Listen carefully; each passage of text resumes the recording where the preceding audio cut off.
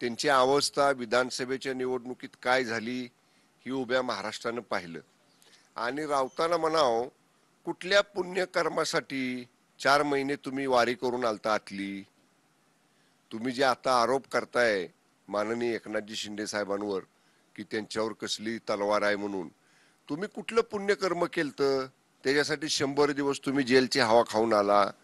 जो एखाद्या गुन्ह्यामध्ये गंभीर पत्राचाळीसारख्या गैरव्यवहारामध्ये कोट्यवधी रुपयांच्या शेकडो कोटी रुपयांच्या गुन्ह्यामध्ये जो अटक भोगून आलेला आहे, ज्याच्यावरती केस चालू आहे, त्या माणसानं अशा पद्धतीचा आरोप करणं माननीय एकनाथजी शिंदे साहेबांवर म्हणजे हास्यास्पद आहे।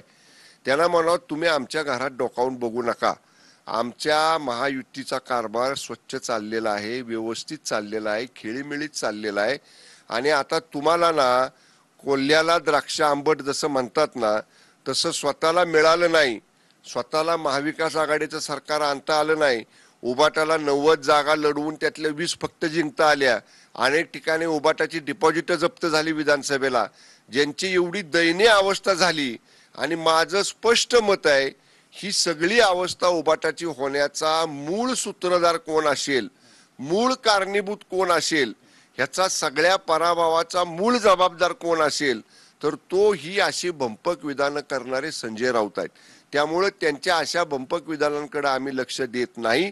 ज्यांनी स्वतः जेलवारी भोगलेली आहे त्यांना आदरणीय एकनाथजी शिंदे साहेबांवर असे आरोप करण्याचा नैतिक अधिकार नाही।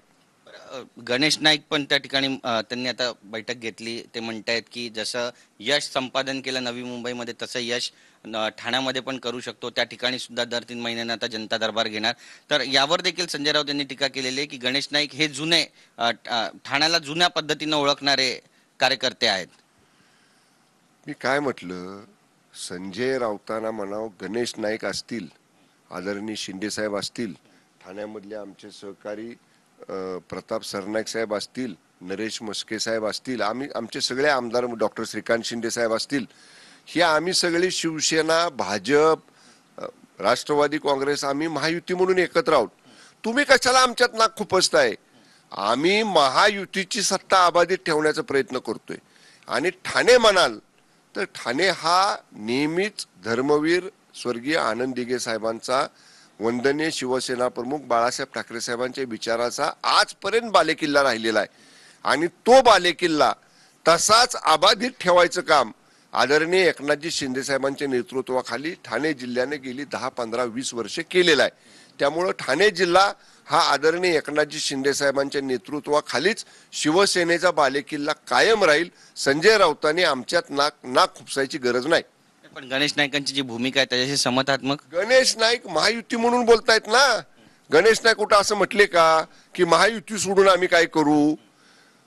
भारतीय जनता पक्षाच्या राज्यस्तरीय नेतृत्वानं, राष्ट्रवादी काँग्रेस पक्षाच्या राज्यस्तरीय नेतृत्वानं, शिवसेनेच्या राज्यस्तरीय नेतृत्वानी, या तिन्ही नेतृत्वाने बसून ठरवलेलं आहे की इथून पुढच्या निवडणुका आपल्याला महायुती म्हणून एकत्र लढायच्या आहेत।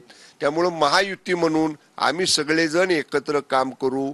राहिला प्रश्न तुम्ही विचारलेला ठाण्याचा, परत मी सांगेन, ठाणे जिल्हा हा धर्मवीर आनंद दिघे साहेबांच्या विचाराचा आहे, स्वर्गीय हिंदू हृदय सम्राट शिवसेना प्रमुख आदरणीय बाळासाहेब ठाकरे साहेबांच्या विचाराचा आहे।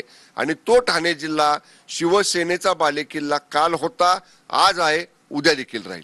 फडणवीस दिल्लीला गेलेत, यावर देखील टीका केली आहे। ते म्हणतायत की दावोसला जातात कधी मुख्यमंत्री, कधी दिल्लीला जातात, महाराष्ट्र वाऱ्यावर सोडून जातात। फॉर्म्युला जर ठरला असेल तर मग दिल्लीला जाण्याची गरज काय? आमचे मुख्यमंत्री फेसबुक लाईव्ह मुख्यमंत्री नाहीत ना। मागचे मुख्यमंत्री आदरणीय एकनाथजी शिंदे साहेब आणि आत्ताचे विद्यमान उपमुख्यमंत्री आदरणीय एकनाथजी शिंदे साहेब हे सुद्धा फेसबुक लाईव्ह मुख्यमंत्री नव्हते। आणि आमचे आत्ताचे मुख्यमंत्री माननीय फडणवीस साहेब फेसबुक लाईव्ह मुख्यमंत्री नाहीत। ते लोकांच्यात जाणारे, लोकांच्यात मिसळणारे, समोरासमोर लोकांचे प्रश्न समजून घेऊन ते सोडवणारे, आणि देशानं प्रगती केली पाहिजे, राज्यानं प्रगती केली पाहिजे, याच्यासाठी परकीय गुंतवणूक आली पाहिजे, उद्योग व्यवसाय वाढले पाहिजेत, अर्थपुरवठा राज्याचा वाढला पाहिजे, याच्यासाठी परकीय गुंतवणूक आणायला तत्कालीन मुख्यमंत्री आणि विद्यमान मुख्यमंत्री आदरणीय एकनाथ शिंदे साहेब सुद्धा 2 वेळा दावोसला गेले। त्यांच्या काळामध्ये जवळपास 6-6.5 लाख कोटी रुपयांचे सामान